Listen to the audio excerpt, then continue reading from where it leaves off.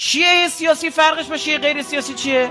شیعه غیر سیاسی عاشق امام حسین است، عزاداری هم میره، فوش بوغدارم به یزید میده، اما خیلی دقت کن، خیلی دنبال یزید الان نیست. میگه همون یزید 1400 سال پیش بهش فوش بدیم بسته، برای همون امام حسین 1400 سال پیش هم گریه کنیم خوبه. ما اینو نفی نمی‌کنیم، میگیم خوبه، آره اون یزید ما هم بهش لعن میفرستیم. اما شیعه سیاسی یه جمله امام حسین کار داره، مثلی لا یبایع مثله، یکی مثل من با یکی مثل یزید بیعت نمی‌کنه.